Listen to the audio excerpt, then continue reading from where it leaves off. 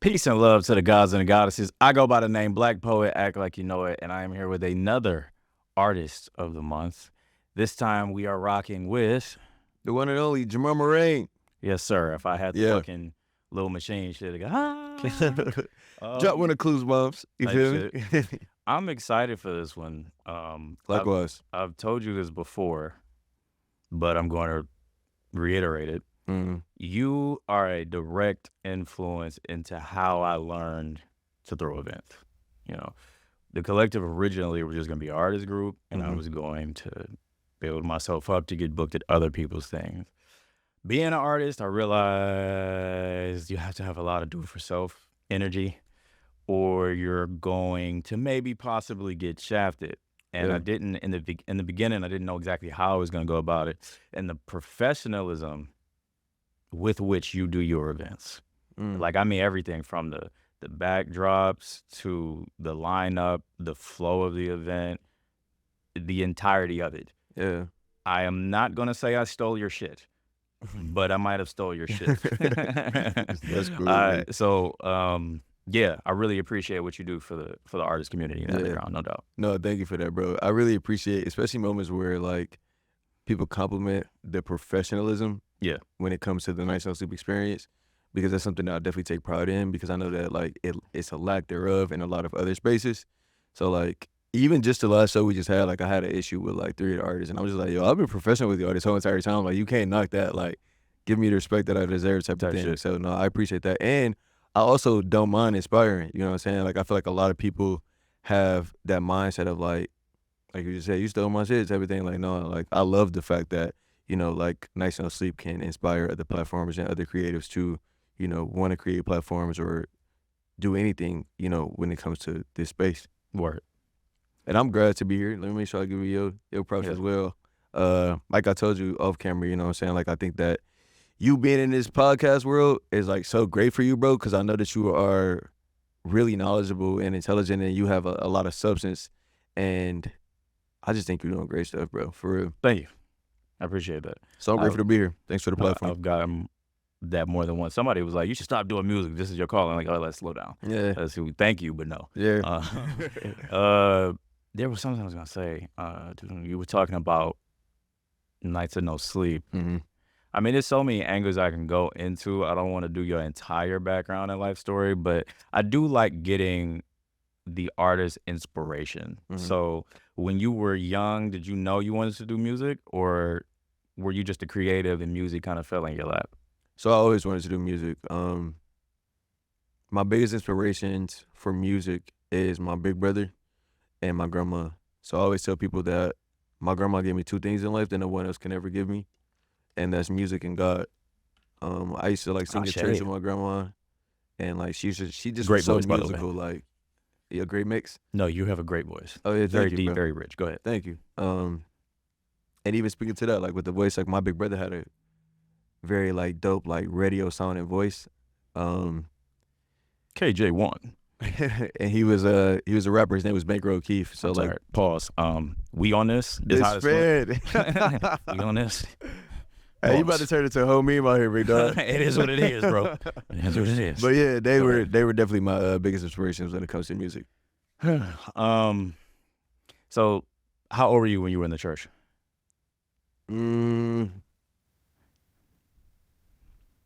I think my grandma had me in church like always. I think I was pretty much raised in the church.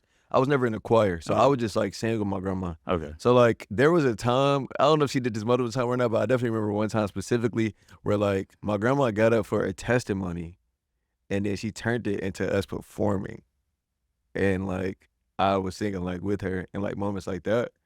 I don't know if you're supposed to do that in church or not, because I'd be mad if like somebody get up for one thing and they turn it into another thing possibly.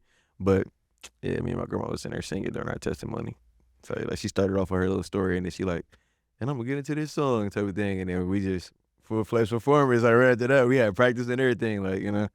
So yeah. And I asked you that because like they say practice make perfect. Take 10,000 hours to master something. You're a great songwriter. I'm not. This is no dick suck. So it takes. I think people really sleep on the aspect of composing records. the verse, the chorus, having an ear for the beat, knowing what'll really work. And I'm gonna do that at the end where I play some of your music and kind of showcase your executive producer thing. Because even if that was a reference track for another artist, it'd still be a great song in itself. So I asked how long you were, you know, in a musical space because it took me maybe a decade to figure out, oh, this is a song versus this is just something I like. For you, was that similar, or were you just naturally, you had a knack for it?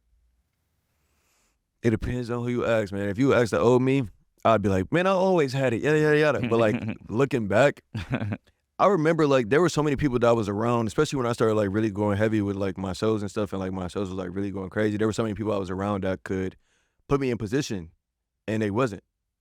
And like there would be conversations that's like, bro, like you so great, like I gotta have you part of the team, like even if it's not music, bro, I gotta have you. And I'd just be like, what? Why not music? You know what I'm saying?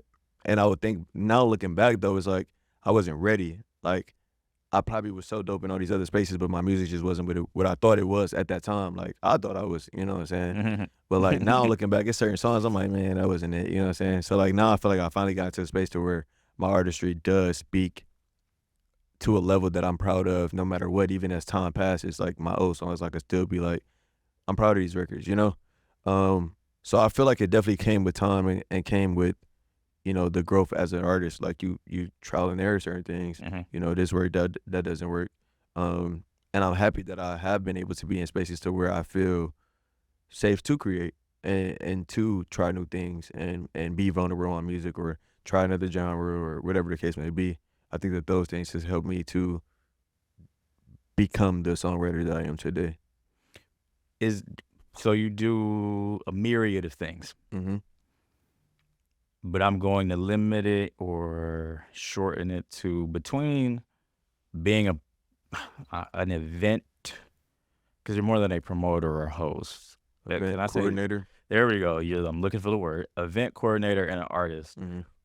Which one do you prefer? Do you prefer being the artist Jamar Marreign, or do you prefer being the event coordinator? Like in the perfect world, if I had to choose one? Yeah. I would definitely say an artist, which is crazy though, because like being an artist is the hardest thing that I do. And it's the thing that I do the least now. Because like being an artist, like I seen like I think it was Nick Lavelle, yeah, like he had an interview where he was saying like being an artist like require you to be like insane or something like that.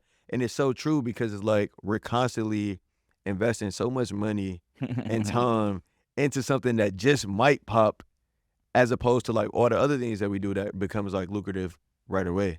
You know what I'm saying? So like with music, it's like a constant like you believing in yourself, you investing in yourself, and you like hoping that like this record is that one that gets you up out of here. So it's crazy that that's the thing that I want to do the most, but oftentimes it ends up being what I do the least. And I hate that. So I wanna make sure I change that. But I know why it's like that. Like I said, it's the hardest thing to turn into actual dollars. So to juxtapose my situation, because of that, because of you're not seeing money on the front end, I stopped doing music for money like 4 years ago because I'm technically a conscious MC, but obviously the deeper subject matter doesn't pop. You know what I mean? Like people prefer, I'm not gonna say they prefer dumbed down music, but like most people do though. I'm gonna call it club music. Right? They prefer to turn up, they prefer to party.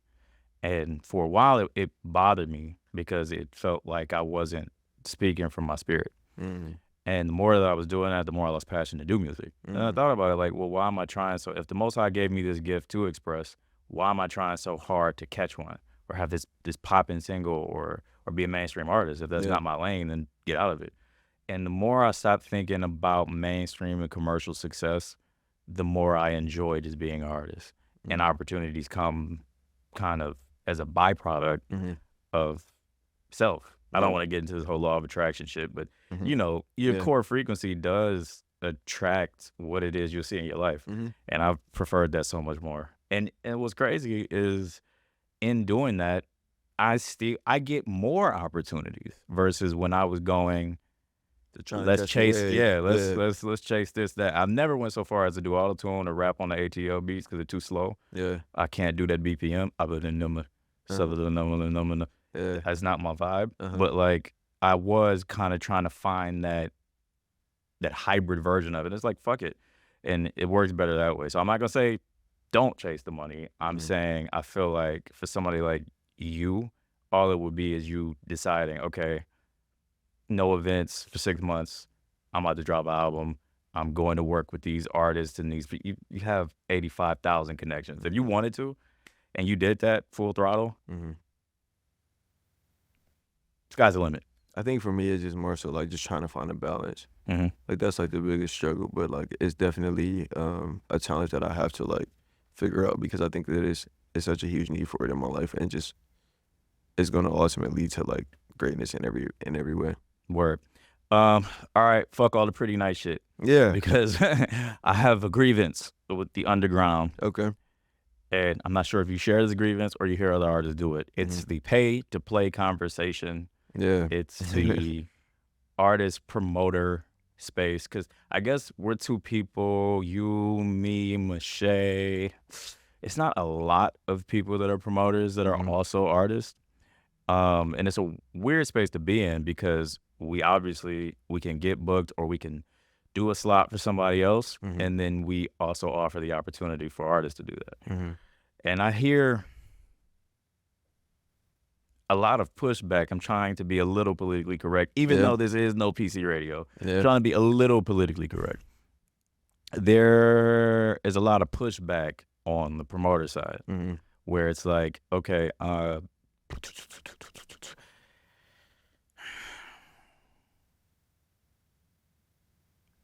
who are you to charge me?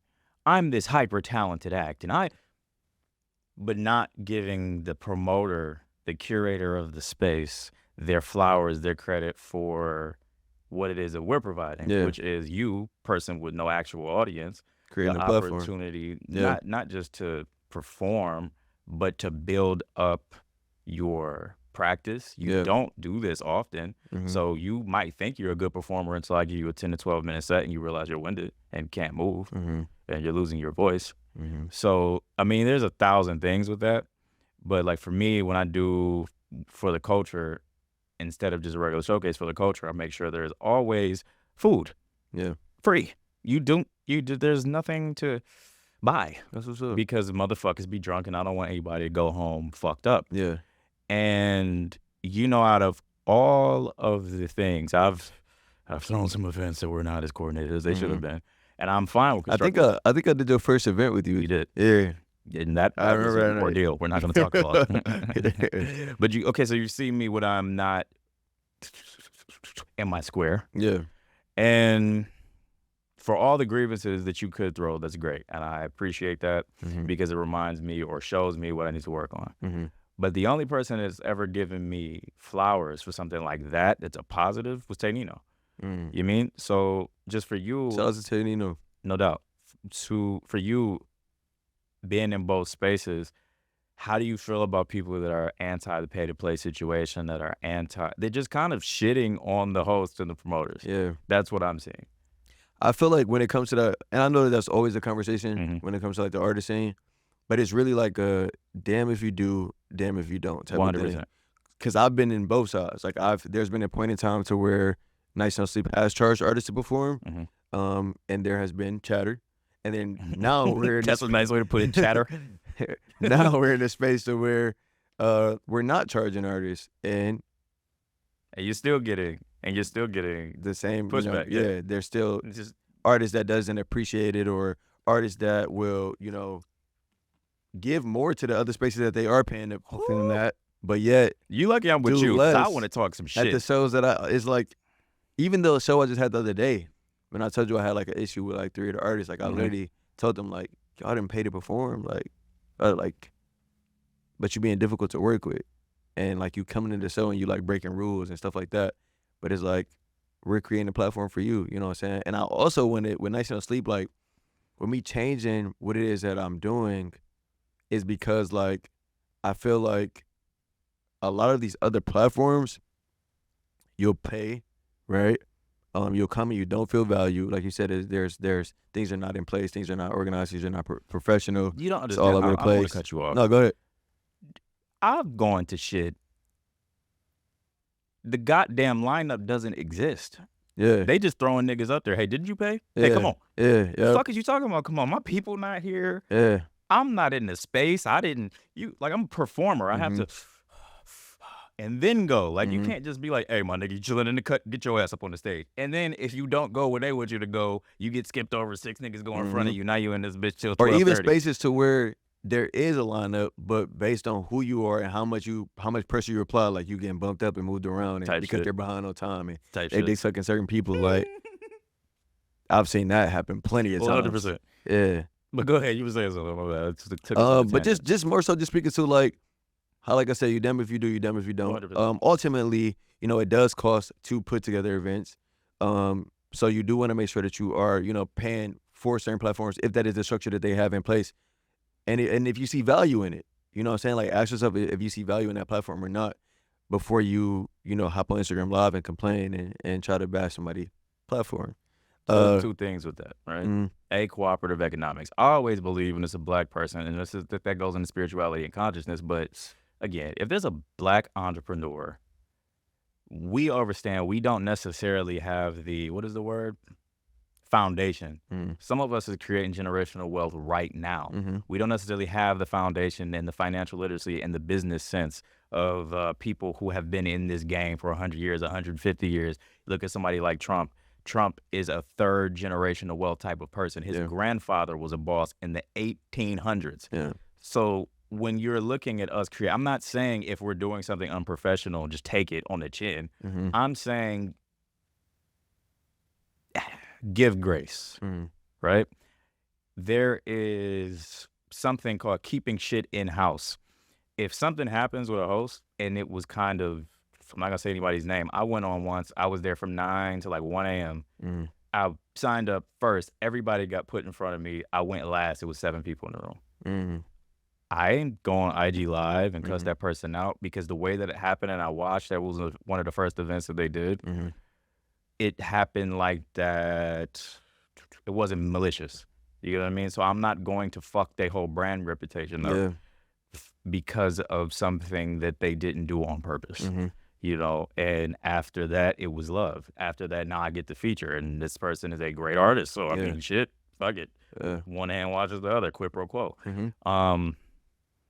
And I feel like I'm not gonna say our people don't have this concept of A, keeping shit in house, and B, cooperative economics, where we're building something. In a place like Detroit that doesn't have the industry. This is not fucking Atlanta, New York, LA. We're building the pillars for this for the first time. So maybe shut the fuck up and stop bitching. Like that's the frequency I'm on. That's why I stopped doing showcases. My whole shit is invite only now. And I peeped that from Cisco. Shout out to Cisco. You have to show me that there's a level of professionalism about how you move. I want to know what you act like. I want to know how your friends treat you. I want to know if you're a person I even would like to hang with. You know what I mean? Not like as homies, this, that, and the third, but it's like, do you move in a way that's upright, or are you shiesty? You know what I mean? I'm not just opening the door, open mic, sign up, come through, because y'all don't respect shit. I had a situation happen. A guy came in, the shit opened at 7:30, 8 p.m. He got there at 10:30. Was like, can I still go on? Yeah, but if you go on, it's going to be at the end. This person isn't alive anymore, so I'm not going to disrespect him or anything. But like, if you come in here at 10:30, you realize you're going at the end. Right? He agreed. Didn't end to midnight, but I guess they assumed it would, you know, keep people were going to stay. They fucking didn't. So when he saw people were leaving, and I used to have my mom and my sister collecting at the door.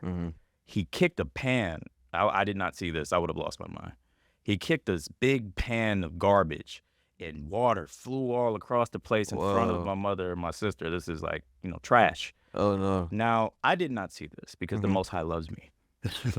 But in the name of Yahuwah, I would have fucked that whole building up. For sure. Yeah. So what I'm saying is, shit like that can no longer happen. Because I want to live a long life. I want people to live long lives, and I want to build up the artist space. So it has to be invite only. Not because I don't want to keep giving these opportunities that cost me fucking 4 figures to throw, that no one wants to, you know, realize as a opportunity for themselves, but because if I keep doing it like this, it's not going to be any fruit that's produced. Yeah. And I feel like if it's invite only, that's going to make everybody boss themselves up. You see the singers going to Star Factory. You see not just singers, people that want to Shout out to Star Factory. Shout out to Star Factory. If we, the curators, elevate the artist space to a point where you have to be on this level, you can't just come in here. You know what I mean? That changes the entire underground. Yeah, and that's something I want to get back to, which it has with me now doing this intimate concert series. Yeah. Because when I first started, I was able to like select the artists that I wanted on the show, and like artists wanted to be a part of the show, and it was like, hey, like come on, experience the show, like like support the show before you like be a part of the platform, and like people was like really like doing their thing like to like get that spot on the show at one point in time. And then as things, continue to go, then when it became like more of like a showcase competition and people paying and perform or whatever, it was more so just about like filling up the spots. So then it was kind of like open up to everybody. And I didn't like that. Like now that I like that we're back in a space to where it's like, artists are, doing their submission on our website. We're choosing the people that we want. We're curating the lineup that to where it makes sense and things like that. But like I said, either way it go, like it's really damned if you do, damned if you don't. No matter how it happens, like you're gonna run into issues. No matter how professional you are, no matter how much you show that you value artists and you're trying to create something great, some people gonna get it and some people don't. You know what I'm saying? And some people that don't, they never will. Facts. So you'll be wasting time even trying to clear things up when it comes to them. But overall, like I know for me, with all of the issues that I ran into when it comes to doing this, I've always had those moments where I'm like, bro, I ain't never doing this again. and then 100%. Right back at it. Next month, we back at it. You know what I'm saying? So it speaks to. Shout out to you for your consistency. Yeah. Those moments show me like, all right, bro, this clearly something you love. Yeah. It's like last month was hell, and you still back at it again. You know what I'm saying? And you still years into doing this. You know what I'm saying? So it's a passion for sure. And you just said something. Do you deal with people? You don't give cash prizes, do you? No. So right now, what we're doing, it's not a competition anymore. But you used to. So I have a question about rigging, but go ahead. Okay. Go ahead. No, okay. So, have you ever been accused of rigging? Rigging my show? Yeah. I've been accused of rigging, and I'm about to snap. I feel like I can't think of a specific time or a specific person, but I feel like that definitely. That's a conversation. Yeah, and I know that like, not even only with Nights and No Sleep, but other showcase competitions that I've hosted for other brands and stuff, for sure. You've noticed, you've seen that. Oh, like, well, that's another conversation. Yeah, I have seen it. Oh shit! But I was saying like I was like it was like accused of at other shows. But yeah, I definitely. But you've seen on this side, behind the scenes side, you've seen people set people up. Yeah. Ooh. Or even like before the show, like it was decided who was going to win. That's disgusting. Yeah. I don't want to touch that. A lot of these platforms really only care about making money off artists. Yeah, that's disgusting. And that's the part, because I do want to give leeway. I'm only thinking about it from my side. You have to shoe has to be on the other foot so you can see everything universally. There is a lot of bullshit in the game too. So I get why the artist is mad. Yeah. I don't think that way because I only go where I'm celebrated, not tolerated. I haven't dealt with that. I have not seen that. I did get in one situation with one person that's a very, very big brand. So I'm not going to say their name. I won their showcase and they hit me with the Spider-Man one. You remember when Tobey Maguire, he won that wrestling thing and he was looking for that 3,000. And when he got there, it's like, they gave him 300. He was like, where's the rest? And the ad said 3 minutes. You pinned him in 2. So he gave him the 300 instead of the 3,000. I did win a cash prize and got a 4th. And they told me, hey, the door was boom, boom, boom. We didn't. I let it breathe. Never tripped out. Never went and blasted their name. Yeah. But I never worked with them again either. So there is a lot of bullshit in the game on the artist side. So I get why people have their grievances. Yeah. That's fair. But that's crazy when the cash prize and then they tell you can't get the money. They gave me a I've never fourth had of the that money. happen, like, ever. I was young too. This is the beginning. I might have been. I don't think I was old enough to drink. I could see that happening though, for sure. 100%. With somebody that's putting the show together and they don't have the right structure. And it's the fairness of I didn't break even. What do you want from me? I couldn't be mad. You know what I mean? But I wanted to be mad. No, you definitely could have been. You know, but it is what it is. But to talk about rigging, because in a great situation, you would have that before. You know what I'm saying? If this is what you're promising, like that promise should be based off the door. Yeah. You know what I'm saying? So no, you definitely could have been right. 100%. But you have to pick your battles. Yeah. And at that time, this person was and still is much bigger than me. So it's like I'm not gonna burn a bridge that I might need later. And if I go to any one of these events, they're gonna be there. So it just is what it is. So to talk about rigging from my end,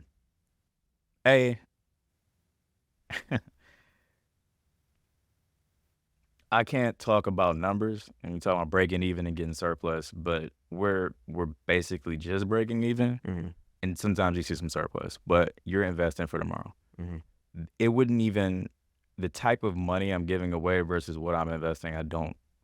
It's not gonna do anything. So the reason I get mad is because it's like I'm letting the crowd vote. What did you think I did? I went into 100 people's ears and told them to scream for this person. How did I rig this? Explain it. Yeah. We do this. You've done a couple of my events. We'll pick maybe a top 5 and a top 10 and let the people pick the 6. And if I gave 3 and I felt like it's even, I give out a 4th, like a 4th cash prize. Yeah. So I'm like, how are you mad? They're never going to be satisfied. Like I said, certain people get it, certain people don't. You know what I'm saying? Yeah. I don't want to stay there because it's too much. We could go fucking for an hour with that. But that's for the people who are like, when is the next one and this, that, and the third. I'll keep doing virtual showcases because I really enjoy it and I get to see artists from other I states. have seen you doing some of those. Yeah. That's cool. It's really dope to see somebody from Philadelphia come through and show their sound in a Detroit space. You know what I mean? So I'll keep doing virtuals, but from going forward, it has to be something where, concert, headliners, boom. And just then that's another thing people were upset about. They're performing in front of other artists and not consumers of music because some artists got egos, they don't turn up for people. If I come to your event, I work out of state, so I can't come often. But if I come to your event, you've seen me, I'm going to go and support other artists. But some artists, they feel like, no, fuck this shit. Yeah. Especially in those environments where it's a competition. Yeah. So that just heightens it even more. But I love like the direction that I went when it comes to this intimate concert series. I wish I could have seen that. Man, like there is so many different platforms here. Our showcase scene is completely oversaturated. Like I say, like all the time, I'm sure there's a stage we can perform at right now. And that's great in a way, you know what I'm saying? This Motown, like, you know, we come from music. But at the same time, I just wanted to be able to bring something to the scene that I felt like was different and that was of value to the artist. So around that time where I was kind of in this rough place where I'm like, all right, let me try to figure out, you know, what can I do differently? I started to get booked for like intimate concert series of other brands. And I was like, dang, like I really like this setup. And I like that artists are able to get a longer set. You're able to see what is this artist going to be like if they were in concert, as opposed to me doing a show to where it's just 1 or 2 songs, or maybe even 2 songs, and I get here and you behind the lineup and you cut my set down to 1 song, which happens a lot. So that's a now we're giving artists the opportunity to have a longer set. We're giving artists the opportunity to not pay to perform and in fact make money off your performance, which, like I said, these are things that like artists say that they want, but we've also have artists who've been a part of the platform and not appreciate what it is that we're trying to build, you know what I'm saying? And it's expensive as fuck. Yeah. I wouldn't be bitching if it wasn't expensive. Yeah. Fucking all a nigga is asking for is some love. You don't have to break no bread with me. You don't have to, but be like, when I'm gone, when you're gone, that was a real nigga. Yeah. And I hate to use that word, but that was an honorable person. Yeah. That's all. That's all. And I can say that goes a long way.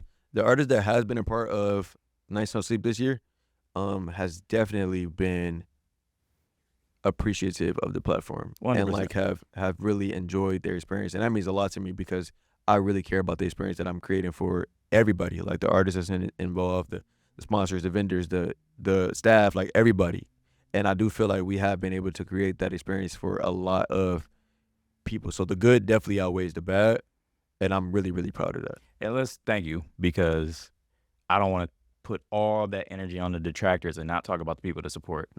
For the people who, I'm not going to say names, because if I leave somebody out, they're going to be like, why you ain't mention me? Yeah. For the people who support and do show that love and do XYZZYX, y'all are the reason that the underground can even flourish, because without the people who are pouring that back into the community, a lot of us that do this probably wouldn't do it, because we're not making no fucking cheese for real to the top level. If you wanted to do it for real, you would deal with all of the bigger names, book them at the bigger places.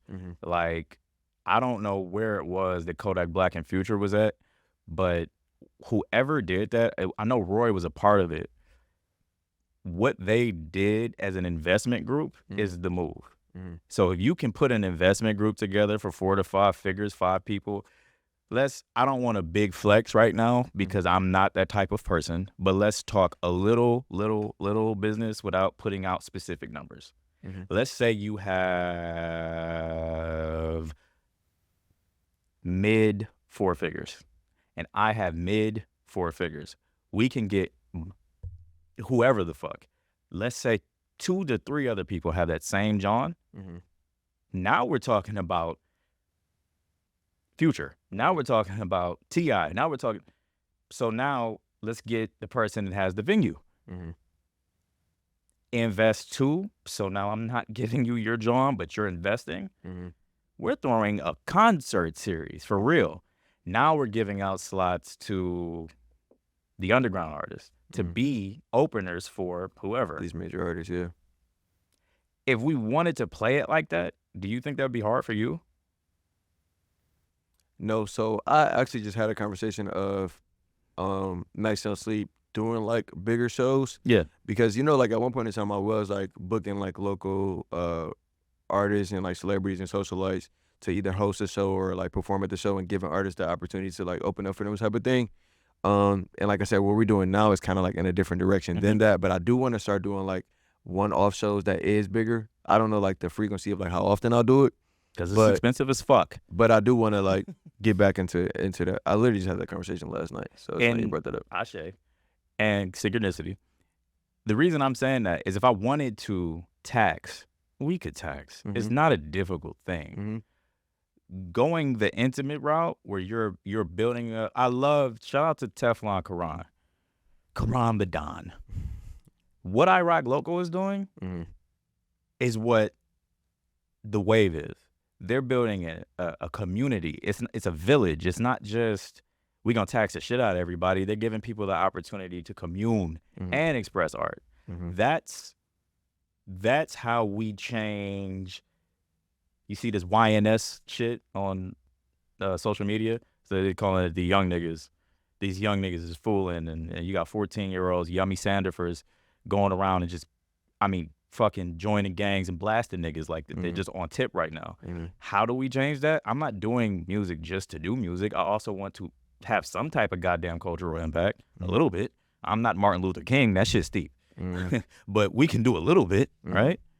So it's in building villages like that where you know, hey, that's so-and-so's nephew. That's boom, boom, boom. We'll bring him to the church, bring him to here, bring him to there. That's what I'm doing it for. That's what I feel like a lot of people are doing it for, but they're not getting their roses. You know what I mean? So if we really, really wanted to just make it mainstream and make it Hollywood and make it New York and LA, we could. So for the people that are creating these spaces for cats to come out and just build, I like petunias. And, bring a dozen of them. I appreciate it. I also want to say, because I know that you're shouting out a couple other different people who organize shows and stuff that. Sound Off Sundays is a really great platform, and I think that Ken is another person who also really cares about the artist and what it is that he's building. You talking about Sound Off Sundays? That's not Electric Relaxation, is it? I don't think so. I think his name is Ken. The guy that put it together, his name is Ken Brass. And they've done it at a couple different spots, but I think it's every other Sunday. Yeah.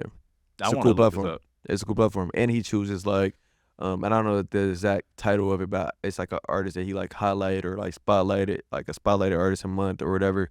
And then, you go in church and they pass around a bucket, right? Put money in. So he goes and he does that, and then they give the bucket to that highlighted or spotlighted artist. That's dope. Yeah. That's dope. He's a cool guy too. And he shows a lot of support to both me and my platform. So shout out I to will Kim. most likely put a lot of this shit that we talking about in the description, John. Yeah. So cats can link and Yeah. this, that, and the third. I appreciate the conversation with you because the spaces you're in, the rooms that you're in, the connects that you have, it gives a very rare insight into this business. I mean, same thing with me. I just shut the fuck up a lot because there's certain things I just can't say. But this is not a difficult thing. It's not. I think there's a combination of things that's why Detroit isn't. There's a lot of gatekeeping. There's a lot of not blackballing, but it's clicked up. You know, people fuck with who they fuck with, and the right people are not having these conversations. They're not in the same rooms. A lot of ego, a lot of bullshit. And I feel like if the right people are in this room having these conversations, it should be so easy. Shout out to Bert, who's engineering this session. Be Free is a great artist. Shout out to Bert. Shout out to Be Free as well. He's a great artist. He's Be Free way, way back when I don't. You know who Evan the Twerk God is? That is so funny. So wow, that's crazy. You literally just read my mind. So when I first I don't know if it was when I first found out about Be Free or not. Yeah. And it's crazy because off camera we were just talking about Pac. Shout out to Pac. But around that time when I was just talking to Pac, I was thinking back on how Evan the Twerk God and Be Free was like two people that I seen that perform where I was just like, I think damn, this was the same event. It had to be. Where I know I saw Evan at the first time was at Club Marreign. I don't know where my first time was at seeing Be Free, but I remember just being captivated by both of their performances. Detroit Kobe is also another artist that I really always enjoyed seeing his performances as well. I don't know what happened to Evan though, but shout out to Evan. Talking about Free and talking about these other artists that deserve to get the spotlight, the shine the flowers that they don't receive. Is there anybody non-artists that you feel like, okay, they inspired you, you enjoy what they do, boom, boom, boom? I would probably say Fullboy Marley, which is kind of shocking because like people probably wouldn't expect me to say that because he's only been a part of Night So Sleep once. Like he's performed that as a special guest before, but Fullboy Marley like really deserves to have like way more attention. Like seriously, like his music, as far as like what I like to listen to, like his music inspires me for sure. Like I think he's a really dope artist. I also know that he had a like relationship with my big brother as well before he passed away. I don't know like how close they were or not, but I definitely know that they knew each other. Is that what that record is? That's not Bravo, is it? No. Okay. That was one of my friends that passed away. Good. So I was Bravo one time. Bravo. That's one of my favorite songs to perform. But yeah, I think Fullboy Marley is you're a great really performer too. Did I say that? Bro. Yeah, no, you're a great performer Thank too. you. I appreciate that. Because we giving flowers and shit. You know what I'm saying? No, thank you. For real, Good, go ahead. Who else? But no, I just shout out to Fullboy Marley. No doubt. He's definitely somebody I want to work with. As far as other locals that inspires me, I really respect Ye as an artist as well too. Ye and X? Yeah. Yeah, he just had I don't want to put that out there, but shout out to him. Yeah, Ye is one of my favorite local artists for sure. He definitely inspires me. That like Ye is super talented in so many ways and very versatile, like and a great performer. So yeah, I would say I mean I can't think of anybody else that kind of my mind right That's now. my favorite movie line. I forgot. Yeah. I forgot how that goes. Yeah. That John with him and Karan. That's a dog, banger. bro. Thank you. That's a banger. Yeah. Keep going. I like this. And Karan is definitely one of my favorite local artists. Inspires me so much. I listen to his projects from top to bottom. Like, yeah. I'm trying to think. I think he has great tone too. He like his voice. Karan is really dope. Third, you said top three.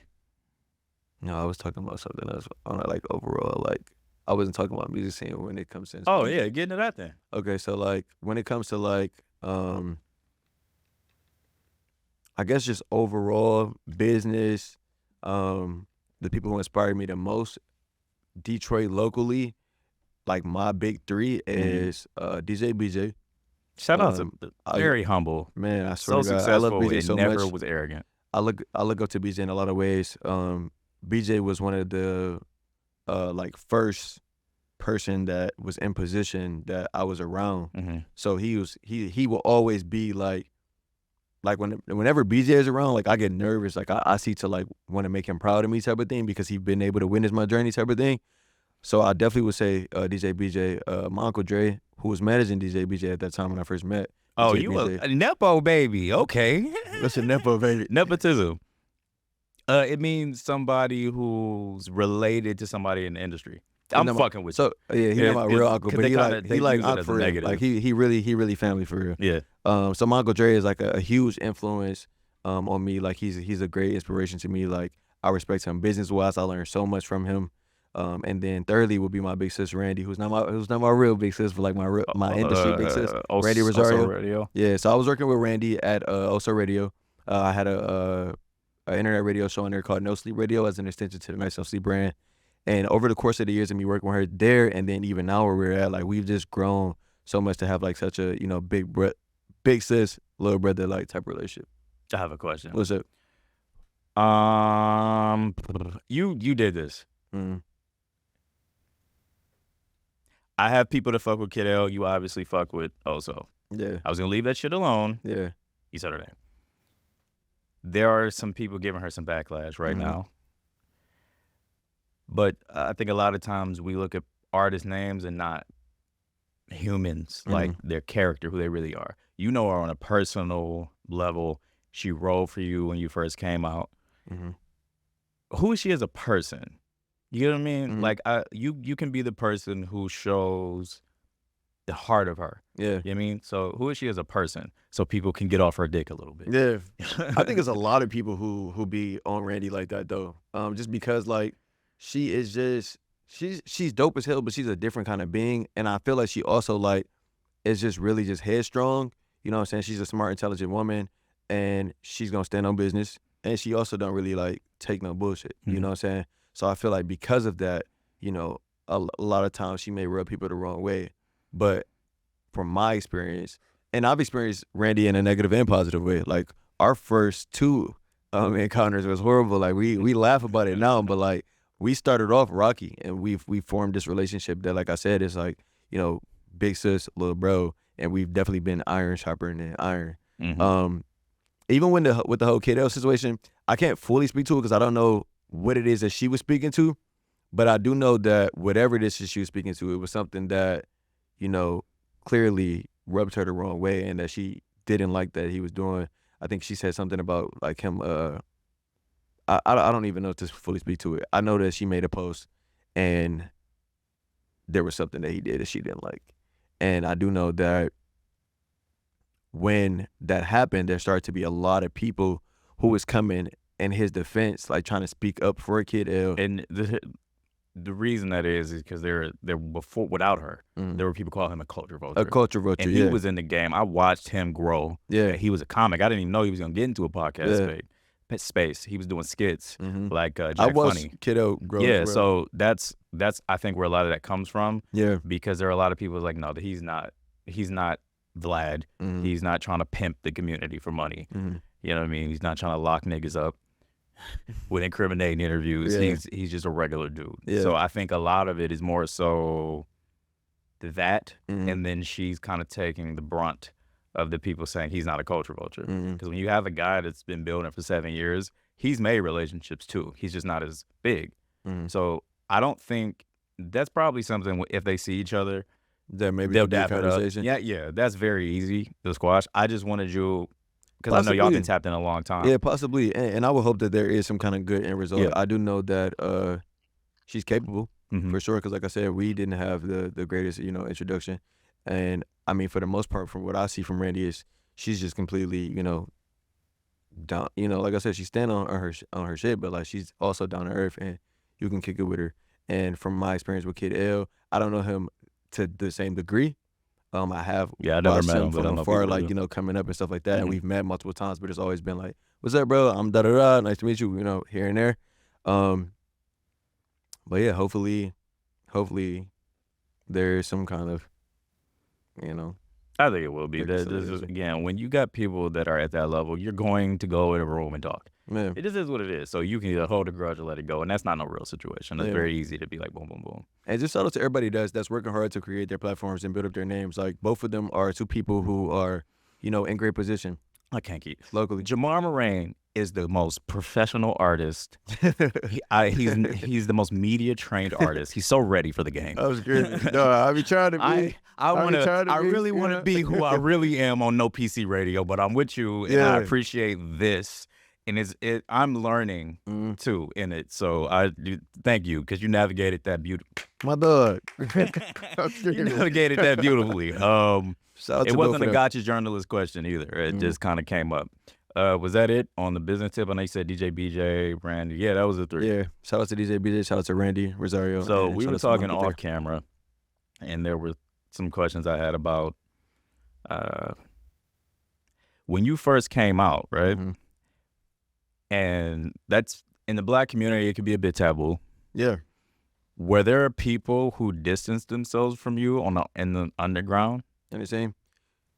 Yeah. So like, I always talk about like how coming out didn't like benefit me like in a certain way. The way that you would assume. Like, yeah. When it comes to like, it benefited me in my personal life, of course. Like, I definitely don't regret it. But I'm talking about like, as far as like some kind of like industry gain, like, you know, some people be like, people assume that. Yeah, like, oh, bro came off with da-da-da, and he's like, bro, I wouldn't have, like, no. And that's so goofy. Let me pretend to be gay to get clout. Niggas is retarded. Yeah, especially at this level. I think that may help at like other levels, but at this level, I don't think that. In this city, hell no. Yeah. You actually could have suffered from it. I think in certain ways that I have, though. You know what I'm saying? So would you like to expound on that? It's really not much to say. Like, I just know that there is definitely certain relationships that definitely did change. I changed even in a way so where the way I even approach certain, you know, relationships dynamics in certain spaces because of I could see the difference in, you know, the way certain people was treating me. So I think that overall, like, I'm grateful that is where my journey came. I definitely, looking back, wouldn't change a thing. I am proud of my documentary that I released, and I am proud of the personal growth. What's the name of it? It's titled Jamar Marreign. It's self-titled. So it's a 2-part documentary series. It just talks about me, my journey, who I am, the things that I've done, and where I plan to go. And within all of that, announcing that, you know, I was coming out. So I'm fully proud of that. But was that the one? This was a bit theatrical. I got to roast a little bit. Yeah, I was roast a little bit. When you was like, my name is so and so. I'm gay. Yeah. That was a bit much. Where it was a bit much. If I was there, I was like, hey, bro, you ain't have to deliver that shit. Like that. All right, go ahead. Yeah, but I mean, even when it comes to like filming a documentary, it was so hard for me to even say those 2 words. Like, we had to like film that so many times. Cause you got a big heart. You do. Thank you, bro. Yeah, you come off as very cool, calm, and collected. But I've noticed that about you when something hits you, you can be hard on your sleevish. You know, so I can imagine that wasn't the easiest thing to do. Definitely not, very much so.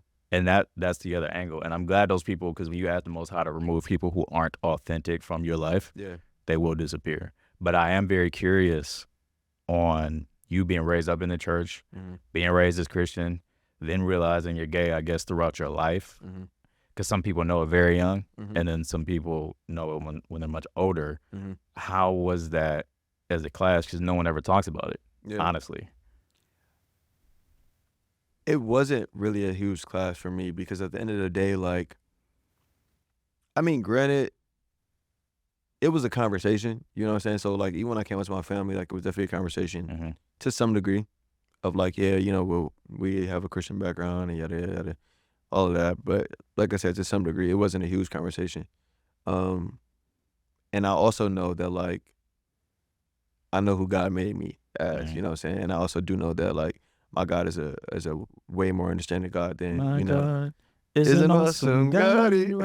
But yeah, I know that my God is a much more understanding God than sometimes he's portrayed to be as. And a lot of times that people just use religion and they try to pick and choose the outrage of things that they want to put it on, but they don't keep the same energy across the board. There's a lot of religious dogma, but not a lot of fruit of the Spirit hearts. Yeah. And it's so crazy how people will use religion to manipulate and control. That's a theological conversation that's much deeper than the time we have left. But you're absolutely correct. For sure. Yeah. And there's an aspect of that. Could I lightly? Not really. I guess what I'll say personally is I think theologically, because I'm not a Western Baptist Christian, but I study the law of Abraham and believe in Yahuwah. I believe that Yahshua was anointed and chosen to be the bridge between this life and the next. I think that conversation, not just being gay, but being an alky, being gluttonous, being greedy, being vain, being whatever, is so much deeper. We keep personifying the Most High and giving the Most High human characteristics. Only the Most High can read hearts. That's made me a much more forgiving person. Yeah. Meaning, like, in just my real life, it's made me realize, okay, this person spazzed at me today, but what were they going through? I cannot judge, not in a idiom way, but literally, I can't judge. I don't know. To judge is to know. You have all the information. You know exactly who someone is and why they are that, and I can assess the situation to say this, and I can claim judgment on that. Give them 10 years. Who the fuck am I to know that? I don't have the discernment. As intelligent and intuitive as I could ever be, I am not the Most High. Obviously, you know what I mean? Like, I can't read a person's soul to know whether or not to get into the kingdom or not. So it's always bothered me when I hear people who are, we call them religious freaks, Bible thumpers. I just posted that on my this video of like Justin Hernandez talking about Bible thumpers on my story because it's something that happened in my life recently. It was so funny. And it's too much of that. It's too much of that in the game, and we can judge all day. Yeah. I mean, we could literally just sit there and pick apart anybody if we really wanted to, but I don't know. I just feel like the Most High is way more fair than that. You see what we going through in this dimension, man. Like I said though, looking back though, I'm so glad that I know who I was in the space that I was. I know that the life that I live now, I never would imagine that this is the life that I would ever live. Like, it was something I never planned to talk about, never planned to share or any of those things. And looking back, I am constantly proud of myself for that moment. It's probably the greatest thing that I ever have done for myself, but also for others. Because at the end of the day, like, I never would have assumed.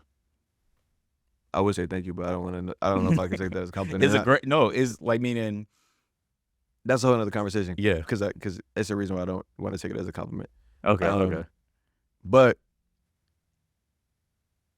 I know that representation is important, and I know that a lot of people look up to me, and I know that as things continue to elevate, which it will, if it's the Lord's will, that even more people will look up to me and admire me in such a way, and I'm happy that I can be the representation to make certain things possible for other people who are like me.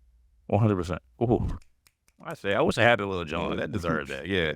That's what I was saying when I say I wouldn't have assumed there are going to be a lot of cats who kind of would be afraid because they represent it this way. Yeah. And I think looking at you walk through. And it's not easy for everybody. Yeah. Like, you know, it definitely wasn't easy for me.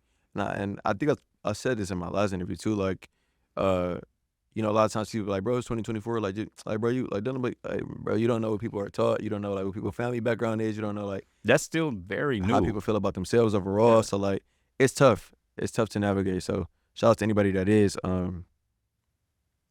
struggling with accepting themselves and their sexuality overall, because I know that for me, it was a hell of a ride, and it weighed on me for a great amount of time.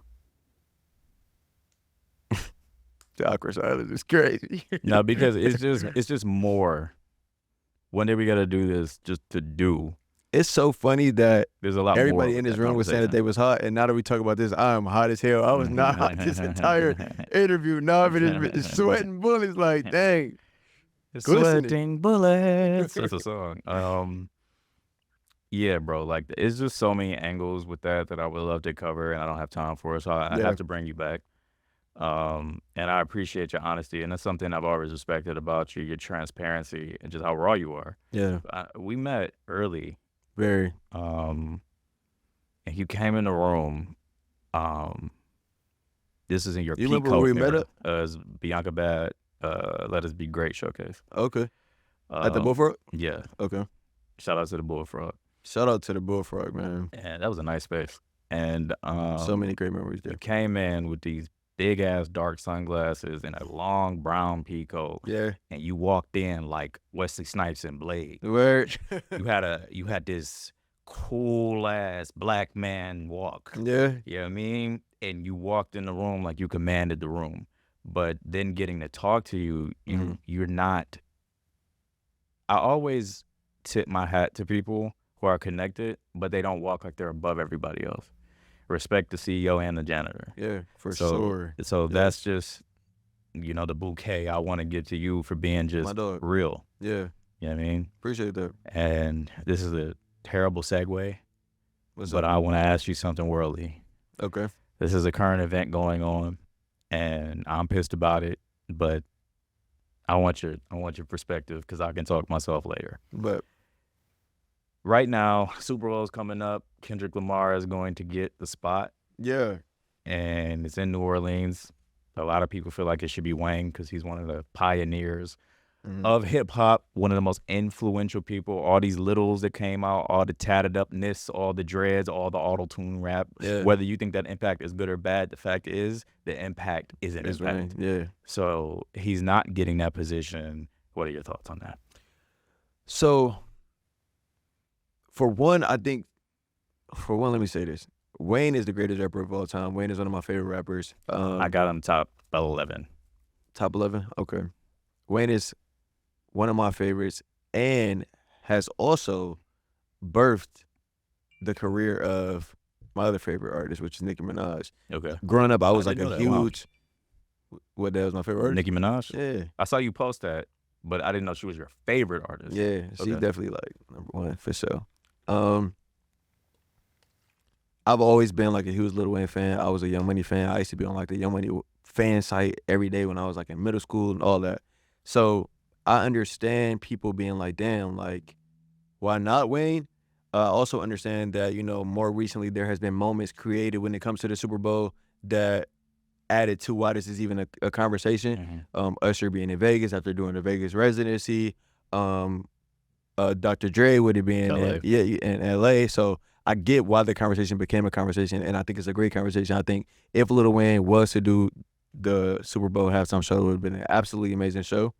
Not taking anything away from Kendrick Lamar. I'm not a Kendrick Lamar fan, so I can't speak to, like what it is that Kendrick is gonna bring. I do know great lyricist. I do know his, records, and like we all know Kendrick songs, but I don't like watch Kendrick interviews and like stuff like that as I do for Wayne and Nicki and okay, I get what you're saying. So it's a toughie. I will say the coolest thing about the whole thing, though, for me, especially somebody that I admire with a great amount, was seeing Wayne be human and address it and speak, that was raw, and speak about how it made him emotional and how he was even, reflective of himself of like, what I got to do differently, or, you know what I'm saying, why did I already claim this as mine before it was even given to me? That was deep. Yeah, that was really deep. And I think that that's great to see. Like, again, representation, like, it's important for us to see people that's in these great positions that we admire, like, be human and be real and like, say that they have emotion and say that, hey, yo, it took me a couple days to even make this video. Like, that's not something I imagine Wayne saying, you know what I'm saying? So when I saw it, I was just like, wow, this is cool. And I do hope that in some way we do get to see that we do get a Lil Wayne halftime show and that he do bring out, Wayne and you Kendrick think will probably bring him out because Kendrick and him have music together, and my beef with Drake is not my beef with you. Yeah, I think Kendrick is conscious. He's a very humble person. I think that'd be a cool move, and it definitely would make sense, and it would definitely bring more ratings overall. Yeah, it kind of seemed like the obvious thing to do. Duh. So he would be even fuck the emotional aspect of it personally, business wise. It makes sense. I just wonder if Wayne would even accept though. I don't know, because if my loyalty to Drake is away, I might not. Right. That's a great point. And then do I want like what maybe like second best type of vibe? No, that's not that. I wouldn't. Just fuck that. I'm in New Orleans. Yeah. If somebody, that's why I said to my pops, like, yo, you bring the Super Bowl to Detroit, Eminem not gonna perform? The fuck's you talking about? Yeah. It's a violation. Yeah. And you, again, with your media trainers, answered that. The thoughts I'm about to say are not a reflection of Jamar Marreign, once known as Ted Huncho. Yeah. The fact that they're not doing that is some absolute complete bullshit. Nicki Minaj and her rant, I'm not Speaking going out to against say. Jay-Z. Which that's crazy because if anybody know Nicki, Jay-Z is like this for her. You feel me? Like he's definitely somebody she's been looking up to for a long time with great admiration. So whatever happened in that relationship that's gotten her to this point to where she's speaking out on him now, like viciously too. It's definitely something. Yeah, like, it's definitely I don't something. know what it is, but I didn't even know Birdman and Jay-Z had a situation. But there's something behind the scenes happening because Nicki got with Joe Budden and was saying she was getting blackballed from radio. And I don't know what the fuck this whole shit is, but I think there are certain people that are gatekeepers at that level, and they're not, you know, omerta, this little thing of ours. If you're not sitting at the table, it's fuck you. And Jay has been known. I ain't never planned to be no mainstream artist. The thoughts spoken by Black Poet are his own. Jay has been known to blackball niggas. So whatever the fuck that is lame. If you have that seat, I don't care if it was, unless you body somebody I love. I don't care how much I don't like a nigga. If me and you fall out and I have that seat and you're the biggest artist from Detroit, you're performing. Because the moment is bigger than my emotions. There is no way that Wayne doesn't perform in New Orleans. It's not, NOLA is not like. And it's so crazy because a lot of people is arguing that Kendrick was a better like business decision, but I don't see that at all. And there's, hold on, because they were like, yo, Wayne's not a great performer, or Wayne's on drugs, or all this dick sucking on Kendrick Lamar because they're not like us. That nigga Kendrick don't got a bed. I fuck with Kendrick, one of the greatest lyricists I've ever heard rhyming wise. He don't have a better fucking catalog single for single than Wayne. We're talking about Lil Wayne. Like, what the fuck is? It's a violation. Yeah, it is. It's a major one. Like he is Lil Wayne. Like that is enough. Like type shit. Because what was the backlash? Oh, y'all act like every time it's a Super Bowl we in the city is this and that and this and that. No, great. And I hear what you're saying, but Dre set a new precedent. Precedent in law is important. When you set a new precedent, we're moving off this now. Blah blah blah versus blah blah blah. Yeah. So now the precedent is when you are a pioneer and we're coming to your city, you get to come out. Oh, they did New Orleans back in the day. Why didn't you do it? I don't give a fuck about none of that. And I think that is the conversation that people are saying. Like, if there was this public opinion on who should do it, that the people that are in culturally, position, and you claim to be Mr. Pro-Black man, I'm growing out these free-form logs, I'm 444, I'm Mr. Conscious man. After talking about, you have to live in this business, poet. Breathe and think. Be more like Jamar. If you're claiming to be Mr. Black culture now, how do you not give that alley-oop to a pioneer of music? And I don't think they have personal beef because he paid his taxes. So I'm not going to say Jay is on some hoe shit, but whatever that was. We don't know though because things change. Things change, but I think it's something else. Whatever it is, we won't know because we're not in them rooms. Or it could be what has been alleged. It could be, I am stopping Lil Wayne to stop Nicki and Drake. Because Wayne would bring out Nicki and Drake. Obviously, that's the Young Money, Cash Money. Bro, this is why New Orleans is supposed to have it. Imagine this. It start off, and you hear this. Bum, bum, bum, bum, bum, bum. If the fucking band is playing Back That Ass Up and Juvie come out, you're working with some American, you back?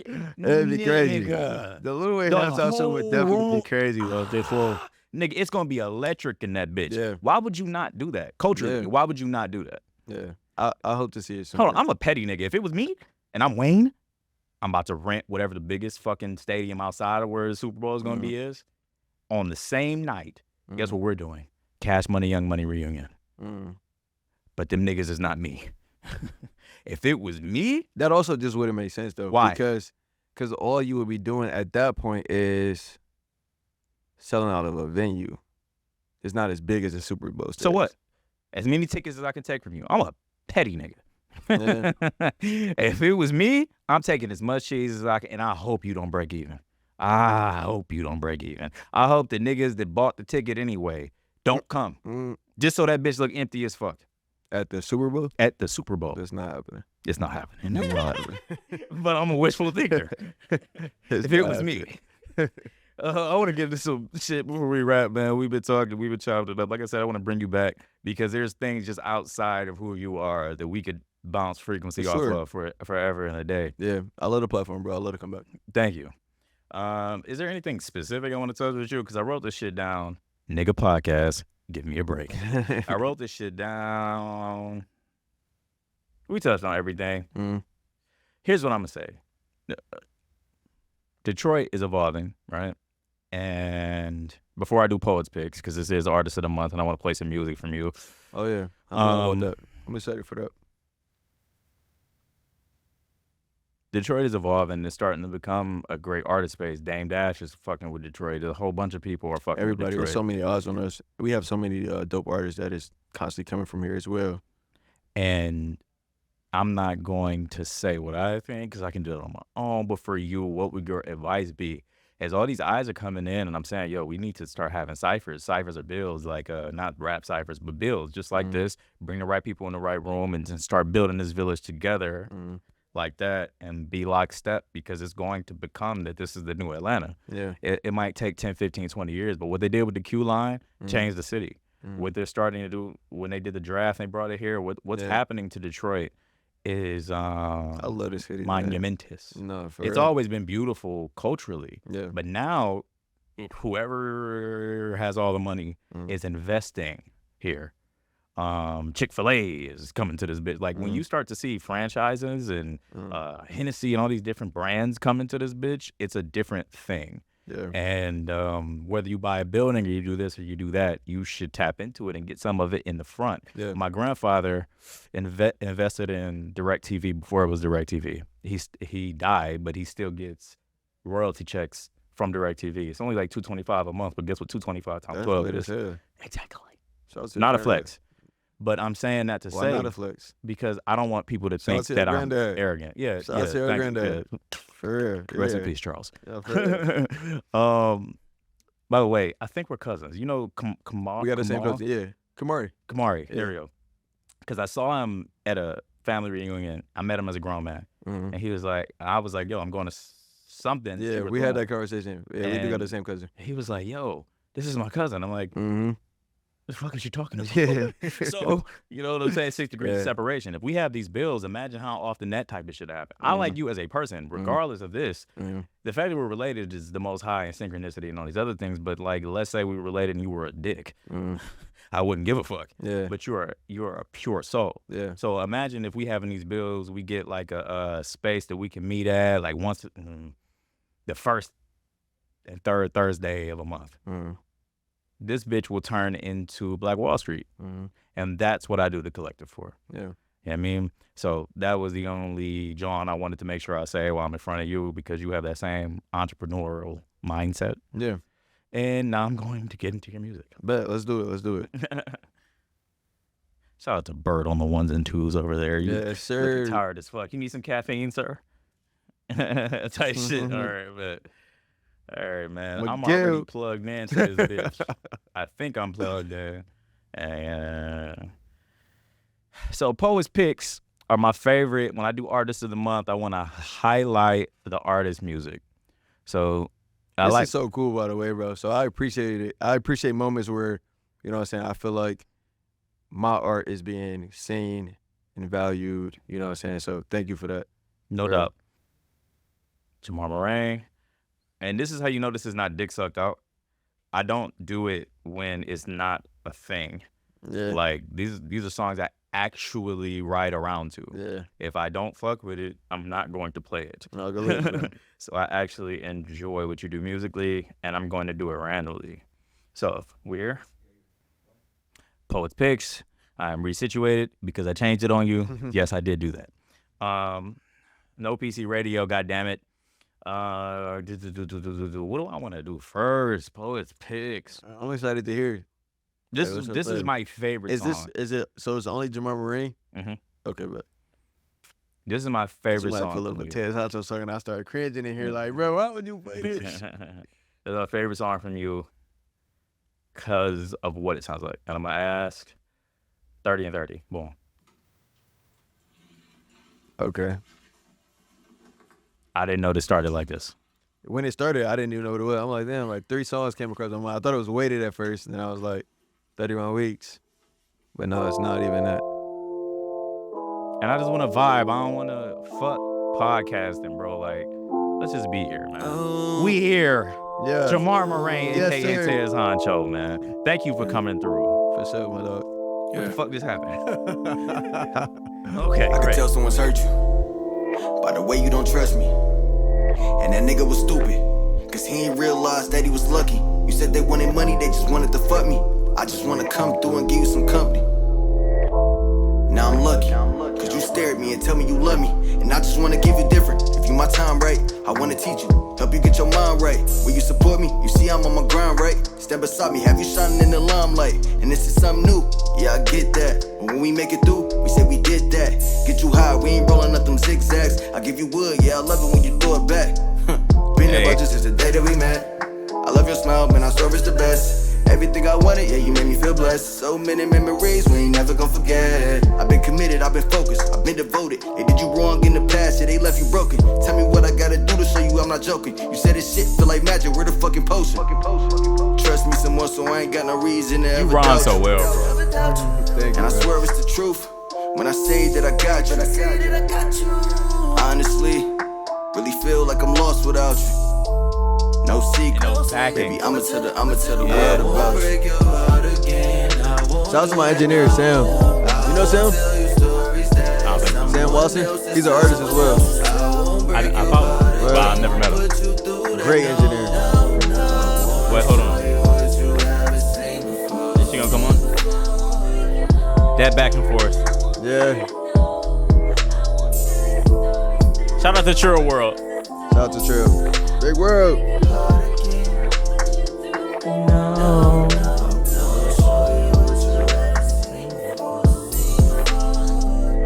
Yeah. Because I gotta keep going. I love that record. That's actually, That's a fucking bop. that's right. That's actually like one of my only, yeah, I think that's like my only love song. Everything else I make is like heartbreak. That's the only song I'm talking about. Like, oh, and I got another song called Butterflies. So yeah, like one of the only. There's only like a select few that's actually about like being in love. Were you in a good space relationship-wise? I was. Yeah, in a toxic guys relationship, but that was like our so you our right, good you right ass from good moments. space. Yeah, okay. Yeah. So you one of them artists. So for me, I don't need to. I can hear you. It's people behind here for the people not watching. I can hear somebody vent and write for them. Yeah. I can just take so much energy and write. Mhm. So a lot of times, I'm not going through what you might hear me doing musically. Yeah. Are you one of those artists you have to be in that space to write about it? Yes and no. So oftentimes I do write about the space that I'm in, Mm-hmm. but like just more recently, I just wrote a song about my last relationship, which was absolutely horrible. But I wrote about it in the time where I thought everything was great. So for me to write about somebody who I'm now out of love with, but writing about the process of falling in love with them was kind of cool. And I usually don't do stuff like that, so I'm in that space. But there has been times where maybe like hearing, like you said, hearing another story or whatever can kind of just put me in that mood and it'll spark, a song. Shout out to the homie Johnny Storm. He told me about a way to get bags. And songwriters there's a specific thing. Johnny Storm, the DJ from Bullfuck. Yeah. Right. That's I when was over we here. met the same time. It's Shout out crazy. to Dog. Yeah, Like, he's been my cool people. I was trying engineer to think. the whole time. When you said Johnny Storm, I was thinking about a whole other person on mine. And then when it just came back, I'm like, damn, that name sounds familiar. So yeah, shout out to him. If you start doing that more often, because you have a fucking amazing pen. Thank you, bro. This is constructive criticism. No, bro, I really appreciate it. And I fuck with you heavy. What's and up? we're technically cousins. What's up? So now I'm gonna talk to you raw. You're not ever going to be. We not technically cousins though, because we on two different sides of the family, but technically we can let it ride though. Twice removed, nigga. Like, what we doing? You're never gonna be Stevie Wonder vocally, For sure. but you can be Stevie Wonder pen wise. Mm. That's the most beautiful thing I could ever say. Mm. If you start executive producing for vocalists, Mm-hmm. you Yeah, it's a great idea. will never go broke again. Thank you, bro. Shout out to NBA Youngboy. And I remember I made this one song called Movie Life, and I was like, this is when I was first trying to tap into like singing. Mhm. And this girl, And Denali J, she also goes by Trap. Shout out to Trap because she also just landed me a booking recently. I had no idea. I asked them like, hey, who? I'm like, how did y'all find out about me? They're like, oh yeah, this girl told me about you. So shout out to her. Word of mouth. Yeah. It goes. So shout out to her. She was like, everything that you create, like you don't have to create. 100%. I had to learn that too. When she said that, I was like, yeah. Because I can't sing at all. I have to write for other artists. I definitely ain't no singer, but I can hold a little note. Mm-hmm. No. What you do though is very rich. That's a word that isn't used often because people don't have baritones anymore. Mm-hmm. Baritones and basses. You're very rich. I don't know how to say it. You have that like a crooner thing, like a Sinatra, not like Sinatra, but like Sinatra, Dean Martin. You got that deep bassy voice, and you can do a lot with that. You can do whatever you want. It feels so good to hear this, bro. I really appreciate all this. Right? Yeah, no doubt. We gonna pour. I'm gonna do that before I leave here. What do I want? I see what's his next one. So is this it like in ranking? So is I won't no. number? Oh. It's just what it is. Okay, but that was my favorite though.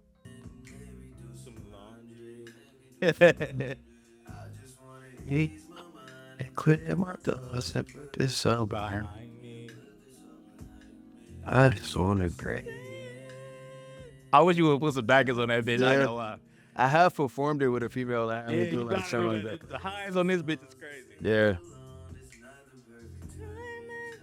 Do you know Rose Thornberry? No. Or Lynn Lieber? Lynn, yeah. So I've done this with both of them. Like as backup on vocally. That is somebody I need to tap in. Yeah. She's really dope. Cheers.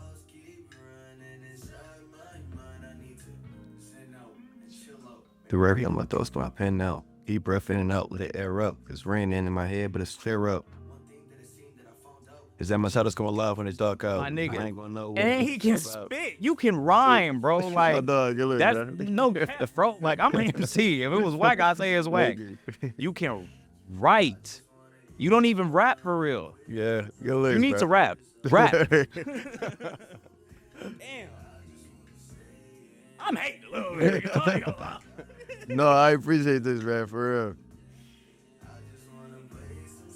It's ain't good. It's not the perfect time.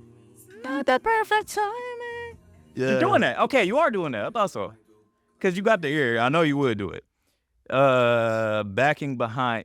You like that one? Thank you.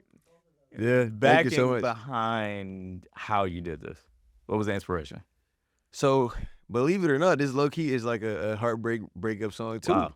Because I wrote this the next day after an argument. So I was saying like I just want to stay in the house all day because I thought it was just about put this all behind me, type of thing. Yeah. So it got the vibe of like the lazy song. Today I don't feel like, you know what I'm saying? Anything. But that's what it made me think about. It was more so just being like, damn, last night was a rough ass night. Today I just want to stay in and put this all behind me. Maybe do some laundry. I don't want to talk to nobody on the phone. I just want to be alone. Like that was it. Hold on, you changed your name. Shout out to you for changing your artist name and making me work extra hard to find this goddamn record. I wonder what could it be. You already know what this is. This is what made me know that you can write. Yeah. I really listened to this is the first song that I put out that like even years to come, like I said, I'm still proud of it.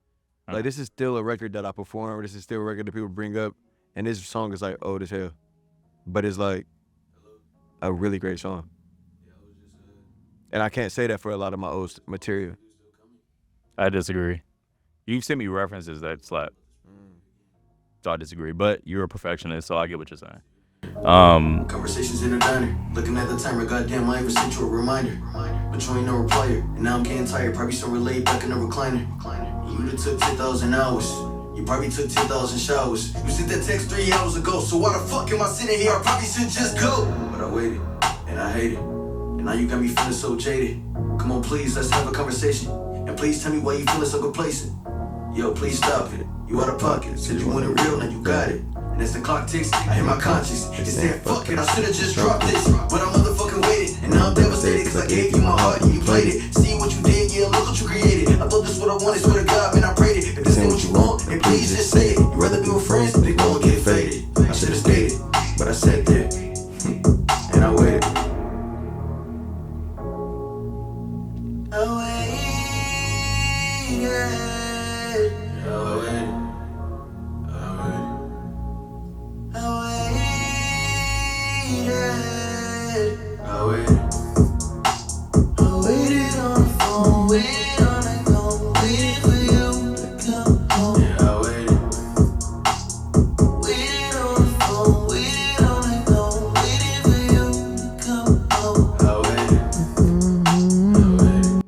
shit is about to make me emotional. Yeah. You like that one too? Thank you. What was that shit? Because I have an unfortunate ability to absorb emotion. Mm-hmm. What was the motivation behind that one? So this was on this project called Tears. The reason why I named the project Tears is because I'm not really like a emotional person, and I don't say that as a flex with like toxic masculinity at all, because I wish that I was a fucking crybaby, but I'm not. And when I wrote this whole entire project around this time, like I wasn't able to cry like physical tears, but like my heart was crying. Like Can't feel them coming down my eyes. yeah, so like gotta make the song. I was going through like a really, really deep heartbreak.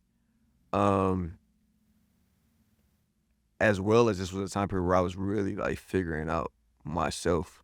It was just a lot going on at that time. But this song in particular was the last song that I wrote for that project and the last like session that I had for that project. And it ended up being the best song on the entire project. And like I said, like a lot of my old material I can't play today and still speak so highly of. But this is like my first song that I made that I'm like, even years past, like this is one of my favorite records. I've seen you perform that like 68 times. Yeah. I perform this record a lot. And it gets the same crowd pop every time. Yeah. Like even just now, I don't have 88 heartbreaks recently. Thank the Most High. But that I can reflect on. But when I was listening to it, it sent me into that space. That's why I don't listen to the more emotive artists often, because they can really take you places. Yeah. You can feel where they're writing from. Yeah. But that's one of those records that, I mean, and this is why I have a problem sometimes with reference tracks, because it's like, this isn't what you are going through. So sometimes you connect more with the artist because you know where their heart space is. Yeah. And this was one of those things where the first time I saw it, I'm like, oh, this is a deep dude. You know what I mean? Because we're not in the game yet. So it's like, that came from you. And I am not going to dick suck, but I'm going to say you have one of the better pens. Yeah, we got to get out of that. We got to start giving flowers without, you know what I'm saying you want somebody dick. That's what we got to do, Detroit. Yeah, no. You have probably, honestly, because I'm in that conversation. Not too much. My pen ain't that damn crazy. Right? I'm in that conversation. There are a lot of people, Tagnito's in that conversation. There are so many great songwriters.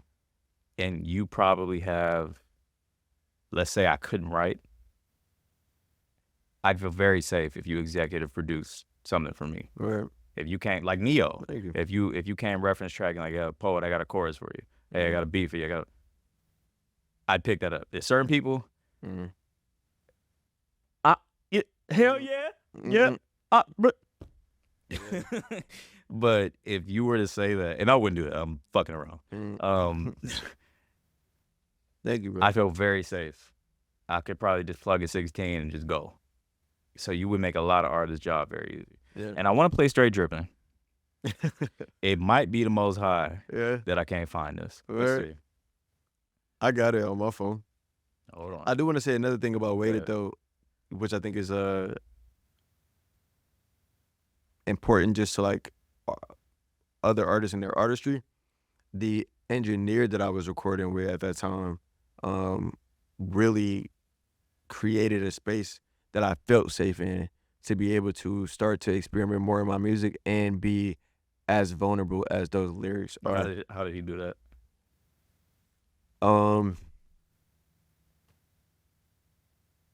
Yeah, what did he create for you to feel comfortable?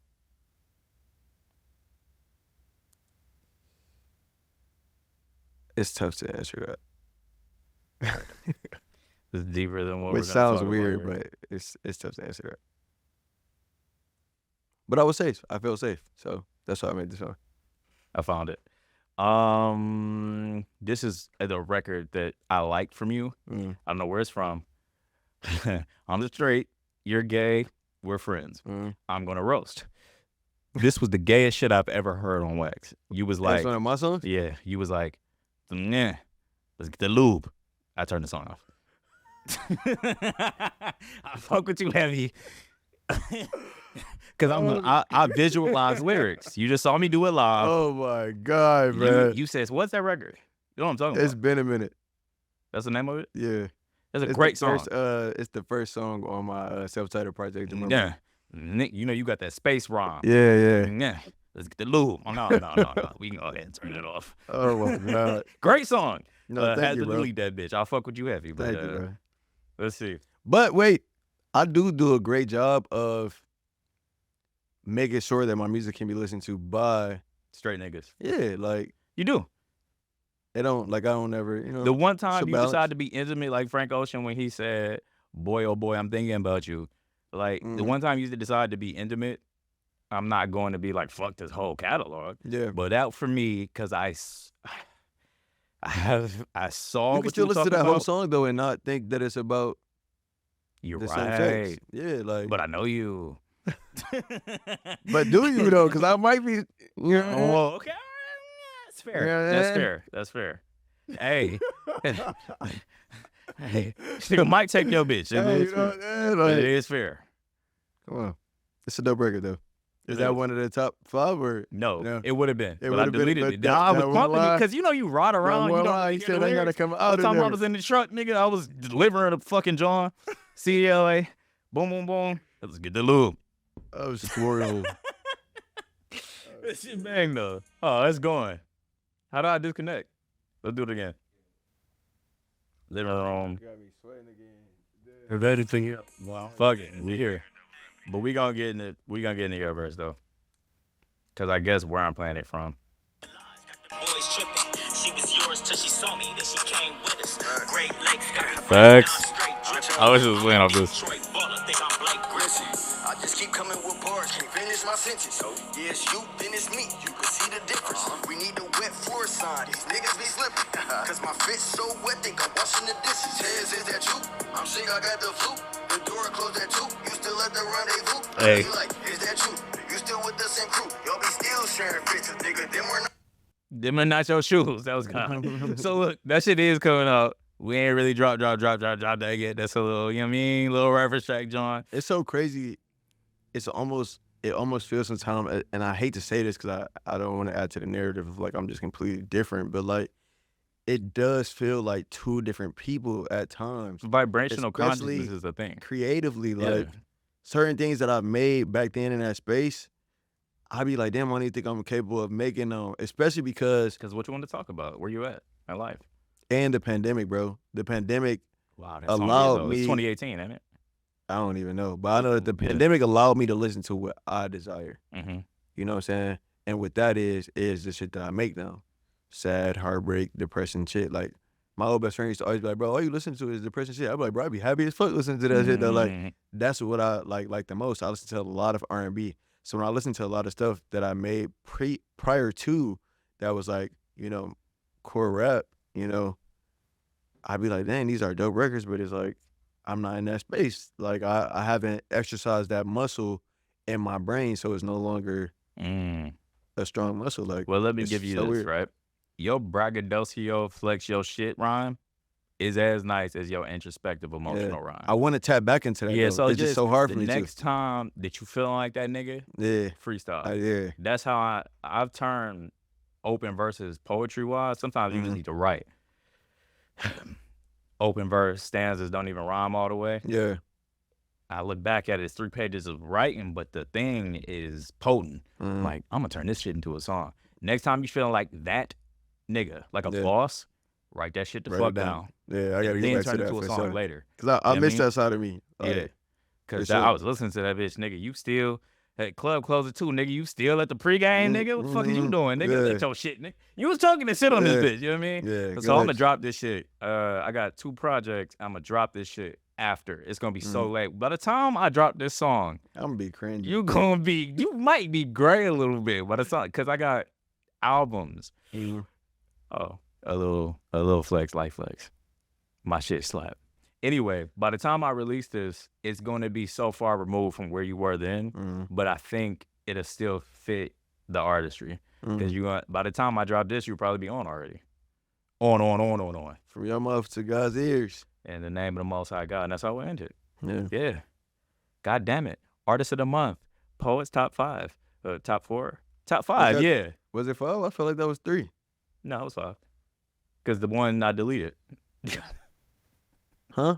Yeah, it was 5. It was I Won't I won't. The second one was. Stay In, Mm-hmm. The third one was. Waited, and then you count straight dripping. Mhm. Okay, so that's 4. So where the 5th one? I deleted that shit. Oh, it's been a minute. Oh, okay. So Been a Minute is the top 5. Okay, But listen to that because it's a great song. It's the first song on my subtitle project. It's a dub record. It's a fucking amazing song. Peace and love. Jamar Marreign talking Yes, that sir. real shit.